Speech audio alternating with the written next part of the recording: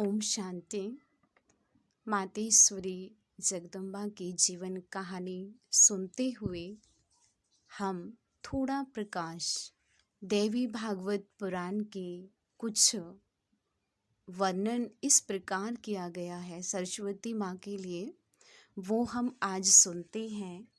देवी सरस्वती का उद्भव श्री कृष्ण के जिह्वा के अग्रभाग से हुआ, यह बताते हैं।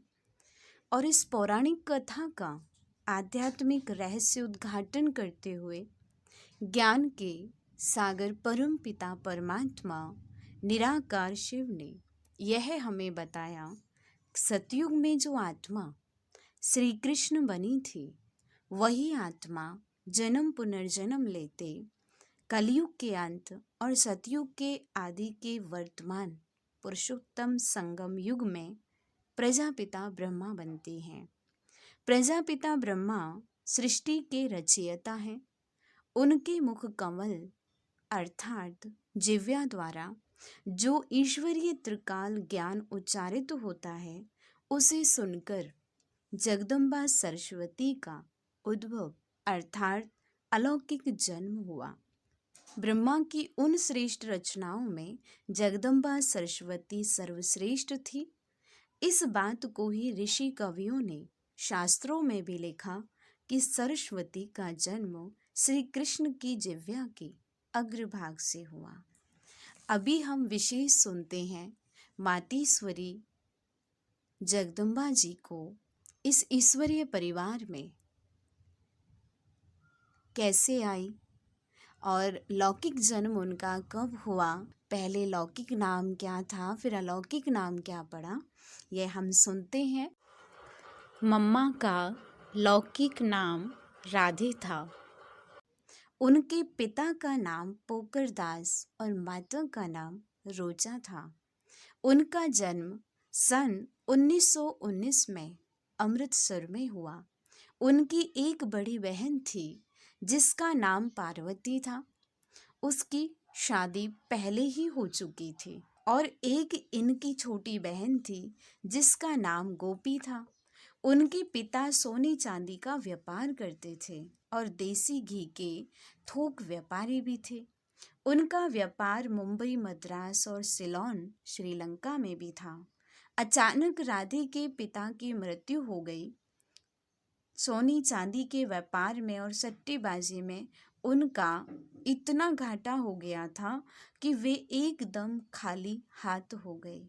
इससे उनको हृदयाघात हो गया।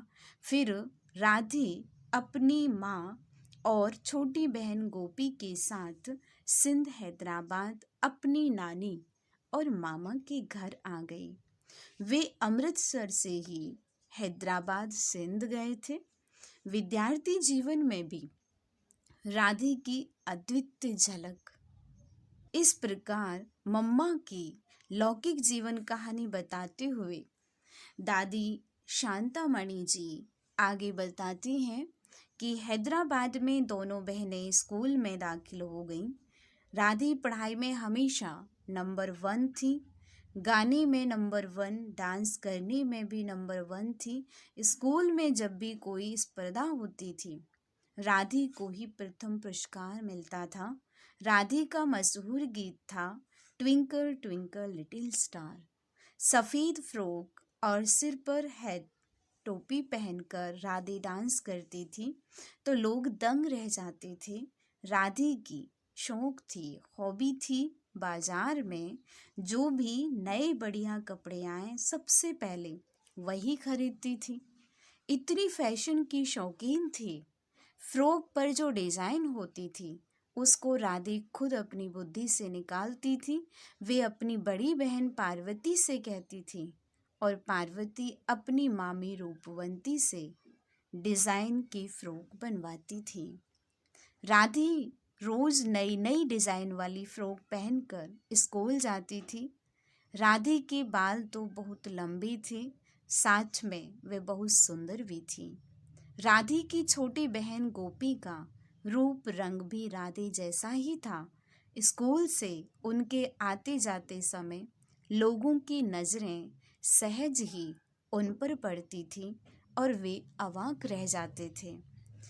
राधे हैदराबाद सिंध के कुंदनमल मॉडल स्कूल में पढ़ती थी। उन्होंने अपनी पढ़ाई मैट्रिक तक पढ़ी। जीवन पथ में आशादीप। हमारी माँ और मम्मा की माँ सगी बहन थी। दादी शांतामणि जी बताती हैं, उनकी एक और बहन अर्थात हमारी दूसरी मासी थी। उनका नाम ध्यानी था। उसके पति का भी देहांत हो गया था, तो वे भी हैदराबाद अपने पियर घर अर्थात मम्मा के घर आ गई। इस प्रकार उस घर में 2 अपने पतियों को खोकर और 3 बहनें अपने बाप को खोकर बहुत दुखी थीं। वे 2 माताएं तो दुख से बहुत रोया करती थीं और भगवान से प्रार्थना करती थीं। हमारी माँ भी उनके घर जाकर प्रार्थना में उनका साथ देती थी। जप साहिब, सुखमणि आदि पढ़कर सुनाती थी ताकि उनका दुख कम हो जाए और उनके मन को शांति मिल जाए। हमारी माँ उनके पास आया जाया करती थी। उनको रोज बाबा की पत्नी जसोदा माता अपने घर की खिड़की से देखती थी। एक दिन रास्ते में जसोदा माता और हमारी माता की मुलाकात हो गई। उसने हमारी माँ से पूछा, आप रोज कहाँ जाती हो? हमारी माता जी ने कहा, हमारी दोनों बहनों के पति गुजर गए हैं, वे बहुत दुखी हैं। हम सब मिलकर शांति के लिए सत्संग करते हैं। तब उन्होंने कहा, दादा अपने घर में बहुत अच्छा सत्संग करते हैं, पहले आप आओ, अनुभव करो और आपको अच्छा लगे तो उनको भी लेकर आना। उनके निमंत्रण पर हमारी माँ दूसरे दिन वहां गई। बाबा हाथ में गीता उठाकर उसके श्लोक पर समझा रहे थे। गीता के दूसरे अध्याय में आत्मा के ऊपर ही सारा ज्ञान है, जैसे कि आत्मा अमर अविनाशी है, मरती नहीं है। आत्मा पुराना शरीर छोड़ नया शरीर लेती है, इसलिए रोने की दरकार ही नहीं। यह सब आत्मा का खेल आदि आदि ऐसे उन्होंने सुना। बाबा जब सत्संग शुरू करते थे तब भी ओम की ध्वनि लगाते थे और जब पूरा करते थे तब भी ओम की ध्वनि लगाते थे। ओम की ध्वनि सुनते ही सबको शरीर से अलग होने का अनुभव होता था कि हम देह से न्यारी अलग शक्ति है और देह अलग है। इसी प्रकार हमारी माँ को भी यह अनुभव हुआ, तो अगले दिन वह अपनी दोनों बहनें राधे की माँ और ध्यानी माता को लेकर के बाबा के पास गईं। बाबा से आत्मा का पूरा ज्ञान सुनने के बाद और शरीर से भिन्न होने का अनुभव करने के बाद ये दुखी माताएं बहुत खुश हो गईं। सत्संग से घर लौटी हुई अपनी माँ और मासी के खिले हुए चेहरे देखकर राधे को बहुत आश्चर्य हुआ। राधे ने उनसे पूछा, कल तो आप दोनों बहुत रोती थी, आज तो चेहरे खुशनुमा हैं, खिले हुए हैं, वहाँ क्या मिला आपको? तब उनकी माँ ने कहा, हम दादा के पास गए थे, वे बहुत अच्छा गीता के ऊपर समझाते हैं। तुम स्कूल में तो गीता के बारे में पढ़ती ही होंगी, तुम भी चलो, सुनने के बाद हमें भी उसका अर्थ समझाना। इस प्रकार राधे को भी अगले दिन सत्संग में लेकर गई।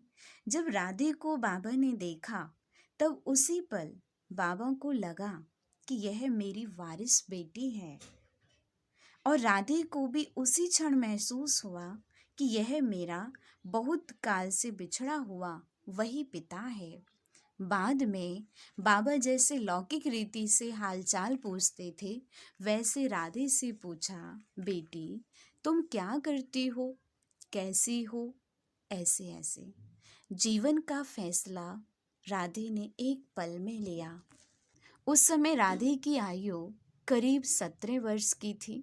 घर में राधे की शादी की बात चल रही थी। एक दिन बाबा ने राधे से पूछा, राधे तुमको पीतांबरधारी से शादी करनी है या सूट बूट वाले से। इस ज्ञान से स्वयं का कल्याण और विश्व का कल्याण करना है या शादी करके घर संभालना है? सोच विचार करके मुझे बताना। बाबा ने राधे को 24 घंटे का समय दिया था जवाब देने के लिए, लेकिन राधे ने एक पल में ही भविष्य जीवन का फैसला ले लिया। उसी पल बाबा को उत्तर दिया, बाबा, मैं गिरधर गोपाल की वही राधे हूँ। मैं इस ज्ञान मार्ग में चलकर विश्व का कल्याण करूँगी। उसी दिन से लेकर बाबा राधे के ऊपर ज्ञान की वर्षा बरसाने लगे और ज्ञान का कलश भी रख दिया। राधे सत्संग में ओम की ध्वनि बहुत अच्छी करती थी। आने वाले सब ओम की ध्वनि से बहुत आकर्षित होते थे। इसके कारण सब उसको ओम राधे कहने लगे। बाबा भी ओम राधे कहने लगे। इस तरह राधे का नाम ओम राधे हो गया। ओम राधे बहुत सुंदर गाती थी। जब उसने ओम मंडली में आकर क्या देखा और क्या पाया, यह गीत लिखकर गाया तो बाबा बहुत प्रभावित हुए। बाबा रोज उनको एक गीता लिखकर देते थे और ओम राधे उसे क्लास में आकर सुनाती थी। जब ओम राधे गीत सुनाती थी तो सुनने वाले बहुत खुश होते थे और उनके दिल पर अमिट छाप लग जाती थी। धीरे धीरे सत्संग बढ़ता गया। उसमें माताएं भी आती थी तो कन्याएं भी आती थीं। ओम राधे सो श्री अनुराधे कैसे बनी? इसके बीच में बाबा अपने लौकिक परिवार के साथ एक बार कश्मीर चले गए थे। कश्मीर जाने के बाद बाबा रोज ओम राधे के नाम से और अन्य बहनों के नाम से पत्र भेजा करते थे। जिनके नाम से पत्र आते थे वे बहनें उन पत्रों को सत्संग में सुनाती थीं और सत्संग में वृद्धि होने लगी। धीरे धीरे सत्संग बहुत बढ़ने लगा। एक दिन ओम राधे की छोटी बहन गोपी क्लास में बैठी थी। ओम की ध्वनि लगाते ही वह ध्यान में चली गई। उसको श्री कृष्ण का साक्षात्कार भी हो गया और वह उठकर डांस करने लगी। सत्संग में यह पहला साक्षात्कार था। इसके बाद सत्संग में आने वाले अन्य भाई बहनों को भी साक्षात्कार होने लगे। जब बाबा कश्मीर से आए तो उनको देखते ही गोपी को श्री कृष्ण दिखने लगा। उसी समय ओम राधे उसको श्री राधा दिखाई देने लगी। तब वह दोनों को पकड़कर रास करने लगी। दिव्य दृष्टि की लीला अथवा पाठ अब खुल गया। धीरे धीरे वहां आने वाले सब ध्यान में जाने लगे। श्री कृष्ण, श्री राधा अथवा श्री नारायण, श्री लक्ष्मी को देखने लगे और उनके साथ रास करने लगे। तब बाबा के मुखारविंद से निकली पवित्रता की बात बाबा कहने लगे, बच्चे, श्री कृष्ण की राजधानी वैकुंठ में जाना है तो तुमको पवित्र जरूर बनना पड़ेगा। जो कन्याएं थीं उनको तो कोई समस्या नहीं थी। जो गृहस्थी थीं उनके पति व्यापार अर्थ विदेशों में गए थे। वे आए तो घरों में पति पत्नी के झगड़े होने लगे। पति कहने लगे, हमें विकार रूपी विष चाहिए। पत्नी कहने लगी, हमने तो परमात्मा को वचन दिया हम पवित्र रहेंगे, हम विष नहीं दे सकती। तो उनके पति सोचने लगे, आपस में बातें करने लगे, आखिर ये कौन जादूगर आया है जो सबको श्री कृष्ण का दर्शन कराता है और उनको पवित्र रहने के लिए कहता है। फिर विरोध प्रदर्शन, पिकेटिंग आदि शुरू हो गया। लेकिन ओम राधे सत्संग संभालने का अपना कार्य निश्चिंत और अचल होकर के करती रही। यह है सन 1936 की बात। कोई पूछता था तो बाबा कहते थे, मैं तो कुछ नहीं करता, ये सत्संग तो उन कन्याओं माताओं का है, सत्संग वो कराता है, परम पिता परमात्मा कराता है। ऊपर वाला आता है, बोलकर चला जाता है। ऊपर वाला जैसे कहेगा मैं भी वैसे करने वाला हूँ, मुझे तो कुछ भी नहीं पता। ऐसे कहकर सबको ओम राधे की तरफ भेज देते थे। हमेशा बाबा ओम राधे को आगे रखते थे। आगे हम मम्मा की जीवन कहानी को सुनते रहेंगे। अभी आगे मम्मा का जीवन बहुत ही विशेष, शक्तिशाली, दिव्यता से भरपूर था। यह हम सुनते रहेंगे अभी जीवन कहानी में। ओम शांति।